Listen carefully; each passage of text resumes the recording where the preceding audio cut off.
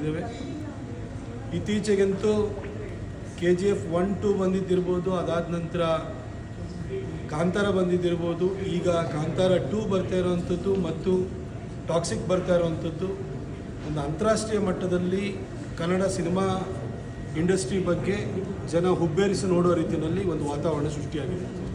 ಅದರ ನಡುವೆ small budget ಸಿನಿಮಾಗಳು ಕೂಡ ಕನ್ನಡದಲ್ಲಿ ಬರ್ತಾ ಇದ್ದಾವೆ. ಜನರ ವಿಶ್ವಾಸವನ್ನು, ಅವರ ಪ್ರೀತಿಯನ್ನು ಗಳಿಸ್ತಾ ಇದ್ದಾವೆ. ಇತ್ತೀಚೆಗೆ ಸೂಫ್ರಮ್ ಸೋ ಇದೆಯಲ್ಲ, ಆ ಸಿನಿಮಾನೂ ಕೂಡ ಕ್ಲಿಕ್ ಆಯಿತು. ಹಳೇದು ಹೋದರೆ ನಿಮಗೆ ನಾನೇನು ಮಾಡಲಿಲ್ಲ ಅಂತ ಸಿನಿಮಾಗಳನ್ನ ನಾವು ನೋಡಿದ್ವಿ. ಕನ್ನಡ ಏನು ವೀಕ್ಷಕರಿದ್ದಾರೆ ಅವರು ಒಳ್ಳೆಯ ಸಿನಿಮಾ ಬಂದಾಗ ಖಂಡಿತ ಕೈ ಹಿಡಿದು ಬೆಳೆಸ್ತಾರೆ. ನನಗನ್ಸುತ್ತೆ ಈ ಥರ ಸ್ಮಾಲ್ ಬಜೆಟಲ್ಲಿ ಇತ್ತೀಚೆಗೆ ಬಂದಿರುವಂತಹ ಸಿನಿಮಾಗಳ ಸಾಲಿಗೆ, ಒಳ್ಳೆಯ ಸಿನಿಮಾಗಳ ಸಾಲಿಗೆ ಈ ಅರಸಯ್ಯನ ಪ್ರೇಮ ಪ್ರಸಂಗನೂ ಕೂಡ ಸೇರುತ್ತೆ ಅಂತ ವಿಶ್ವಾಸ ಬಂದಿದೆ.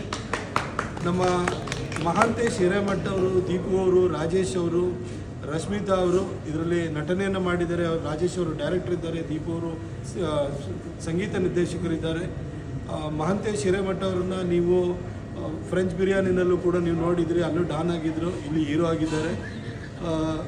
ನಮ್ಮ ಕನ್ನಡದಲ್ಲೂ ಕೂಡ ತಮಿಳಲ್ಲಿ ಹೆಂಗೆ ಅಲ್ಲಿ ನಿಮಗೆ ಲುಕ್ಸ್ ಅನ್ನೋದು ಮ್ಯಾಟ್ರ್ ಆಗಲ್ಲ, ಅಲ್ಲಿ ಟ್ಯಾಲೆಂಟ್ ಅಷ್ಟೇ ಬೇಕಾಗಿರುವಂಥದ್ದು. ನಮ್ಮಲ್ಲೂ ಕೂಡ ಅದೇ ಥರದೊಂದು ಟ್ಯಾಲೆಂಟ್ ಅಂತ ಹೇಳಿದರೆ ನಮ್ಮ ಮಹಾಂತೇಶ್ ಹಿರೇಮಠ ಅವರು ಈ ಸಿನಿಮಾವನ್ನು ಒಂದು ಹೀರೋ ಆಗಿ ಮಾಡಿದ್ದಾರೆ. ಕನ್ನಡದ ಎಲ್ಲ ವೀಕ್ಷಕರು, ಕನ್ನಡ ಚಿತ್ರಪ್ರೇಮಿಗಳು ಈ ಸಿನಿಮಾಕ್ಕೆ ಪ್ರೋತ್ಸಾಹ ಕೊಡಬೇಕು, ಕೈ ಹಿಡಿದು ಬೆಳೆಸಬೇಕು. ನಾವು ಯಾವಾಗಲೂ ಕೂಡ ಬೇರೆ ಸಿನಿಮಾಗಳನ್ನು ಡಬ್ಬಾಗಿರೋ ಫಿಲ್ಮ್ಗಳು ತೆಲುಗಲ್ಲಿ, ತಮಿಳಲ್ಲಿ ಒಳ್ಳೆ ಸಿನಿಮಾಗಳು ಬರುತ್ತೆ ಅಂತ ಹೇಳ್ತೀವಿ. ಆದರೆ ಕನ್ನಡದಲ್ಲಿ ಒಳ್ಳೆ ಸಿನಿಮಾ ಬಂದಾಗ ನಾವು ಮನೆಯಿಂದ ಹೋಗಿ ಥಿಯೇಟ್ರಿಗೆ ಬಂದು ನೋಡಿ ಸಪೋರ್ಟ್ ಮಾಡಬೇಕಾದ್ದು ಅತ್ಯಗತ್ಯ.